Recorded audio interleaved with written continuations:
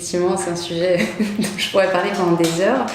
Mais c'est vrai que la partie visible de l'iceberg de la mission sociale de Ben Jerry's, c'est les campagnes activistes qu'on soutient. Mais derrière ça, on a effectivement des engagements sur toute notre chaîne de valeur. Et cette mission sociale de Ben Jerry's, c'est quelque chose qui est vraiment inscrit dans notre ADN depuis 40 ans, parce que ça a été porté par la vision de nos deux cofondateurs, Ben et Jerry. Donc aujourd'hui, ça se traduit sur tous nos métiers, ça commence par nos approvisionnements.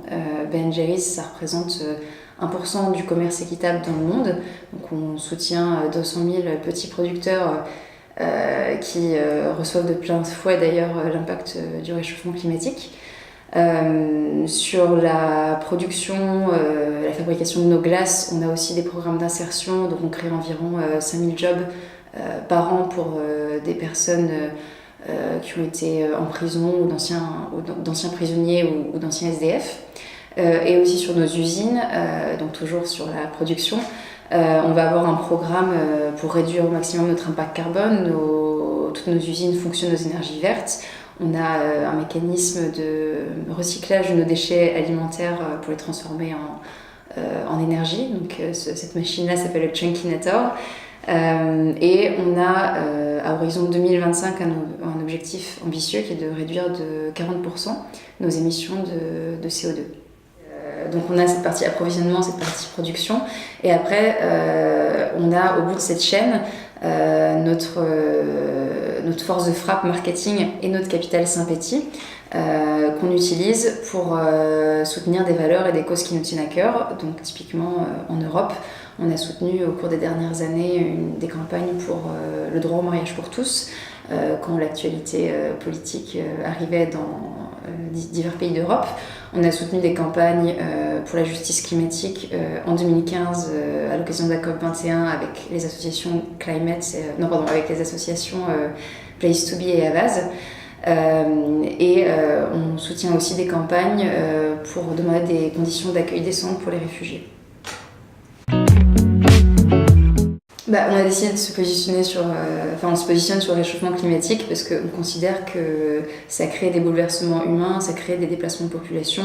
Les producteurs dans le sud voient déjà leur culture vraiment impactée par les bouleversements climatiques. Donc c'est autant de raisons pour lesquelles on considère que c'est une urgence de se positionner là-dessus.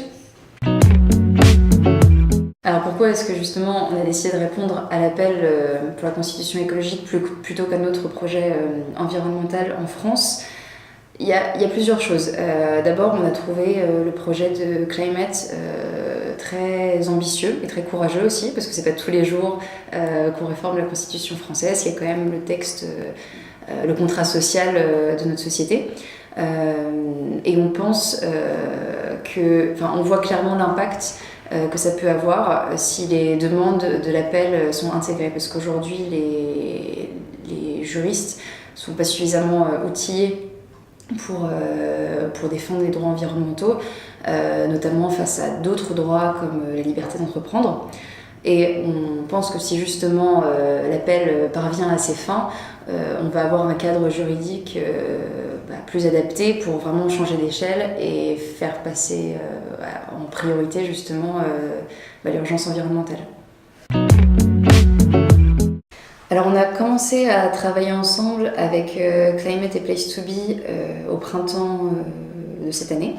Et ce qu'on a décidé de faire ensemble, c'est de vulgariser les messages de l'appel auprès d'un large public non militant, et notamment auprès des jeunes, parce que le public jeune, c'est le public auquel Ben Jerry's s'adresse très facilement et très spontanément.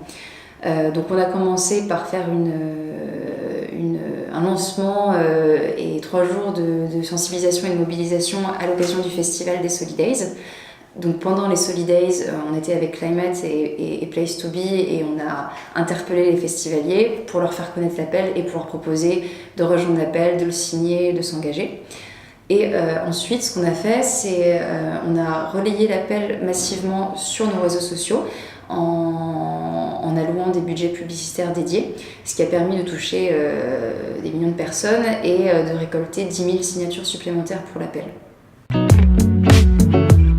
Alors une autre raison que j'ai oublié de mentionner, pour laquelle on a a aussi rejoint l'appel, c'est aussi pour son côté fédérateur. C'est quelque chose qu'on trouve assez épatant en fait, que Climate a réussi à réunir autour de la table des acteurs associatifs, des entreprises engagées, des artistes, des chercheurs, des blogueurs, etc. Et voilà, c'est pas tous les jours qu'on arrive à avoir une union autour d'un objectif commun. Donc, ce que je trouverais intéressant, c'est que d'autres acteurs un petit peu plus grand public rejoignent l'appel, pas forcément des personnes connues pour leur militantisme écologique, mais plus des célébrités, des chanteurs, des acteurs, etc. Et que d'autres entreprises aussi rejoignent l'appel. Parce qu'effectivement, les entreprises, elles ont un rôle à jouer dans la transition écologique, et je trouve ça important qu'il y ait un positionnement aussi de leur part. Il y en a en particulier que tu souhaiterais voir rejoindre, soit parce que tu apprécies ce qu'ils font au quotidien et que tu te dis ça pourrait être intéressant qu'ils le rejoignent, ou Je trouve que toutes les B Corporations, BNG's, on a une B Corp, c'est un label en fait qui certifie le fait d'être une entreprise à mission, qui a été créée aux États-Unis et qui est en train de se développer de plus en plus en Europe. Il y a déjà pas mal d'entreprises qui sont B Corp en France, comme Nature et Découverte, Les Deux Vaches, etc. Donc je pense que toutes les entreprises B Corp pourraient potentiellement rejoindre l'appel parce que c'est en alignement avec leurs valeurs. Après non, j'ai pas de nom d'entreprise qui me vient particulièrement. Nous-mêmes, Ben & Jerry's, on a aussi été voir notre réseau, toutes les associations qu'on connaît ou les entreprises qu'on connaît pour leur parler du projet et pour leur proposer de rejoindre le mouvement. Donc typiquement, c'est comme ça que Max Havelaar a aussi décidé de rejoindre l'appel. Alors, l'histoire, c'est que Ben & Jerry's effectivement a été racheté par Unilever dans les années 2000. C'était un rachat, un takeover, mais dans ce rachat, quelque chose qui est important et intéressant de savoir, c'est qu'il y a eu un contrat de rachat justement qui a été négocié par Jerry, qui a permis justement de maintenir l'indépendance de Ben & Jerry's, notamment autour de notre mission sociale. Donc on va avoir un contrat de rachat qui va faire 60 pages, avec des clauses qui vont spécifier que la taille des morceaux de cookies ou de brownie dans les glaces Ben & Jerry's n'ont pas le droit de réduire de volume. Mais on va aussi avoir des clauses qui vont dire que le budget de Ben & Jerry's alloué à la mission sociale doit rester le même, qui pérennise, on va dire, toutes les actions qu'on avait déjà mises en place avant les années 2000 pour l'environnement et pour la société. Ce contrat de rachat, il fait qu'aujourd'hui, Ben & Jerry's a des personnes qui se chargent de la mission sociale dans tous les pays d'Europe où on est implanté. On est une grosse équipe d'une dizaine de personnes sur toute l'Europe. Et on assume en fait d'être acheté par Unilever, d'appartenir à Unilever, parce que Unilever nous ont aussi racheté à une période de leur histoire où ils voulaient justement évoluer et justement s'engager davantage. C'est une énorme entreprise, donc une entreprise, de cette taille-là, ça prend des années à bouger, à évoluer. Mais c'est clair que Ben & Jerry's a un impact positif sur Unilever. Et par ailleurs, toute la force de frappe marketing de Unilever a permis à Ben & Jerry's de se développer et aussi d'avoir une mission sociale plus ample que ce qu'on avait il y a 20 ans. Et effectivement, aujourd'hui, Ben & Jerry's est souvent cité en exemple au sein de Unilever. Beaucoup de marques, justement, ont compris que c'était important de s'engager, de rendre à la société ce que la société nous donne, comme dit Jerry. Et c'est pas facile dans le monde du business de savoir comment faire, parce que c'est quelque chose de nouveau, c'est pas des métiers et des compétences qu'on a des fois dans ce monde-là.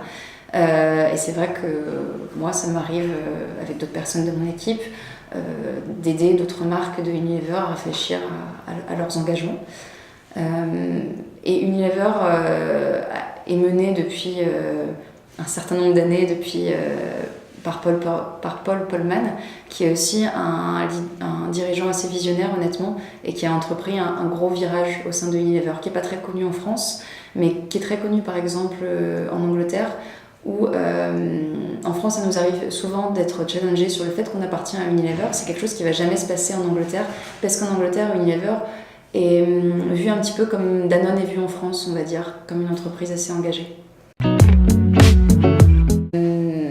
Alors, les aspirations de Ben & Jerry's pour la planète, c'est une vaste question. D'abord, on aspire à ce que le secteur privé puisse devenir un vrai acteur de l'intérêt général. Et ça, c'est quelque chose pour lequel on milite depuis 40 ans. Quand Ben & Jerry's ont décidé de créer Ben & Jerry's il y a 40 ans, être une entreprise engagée, être une entreprise sociale, ça venait de nulle part. C'était un peu loufoque d'avoir des envies de ce type, de penser un système capitaliste plus sain et plus redistributif. Ensuite, une deuxième aspiration qu'on a pour la planète, c'est tout simplement un monde plus juste et plus inclusif.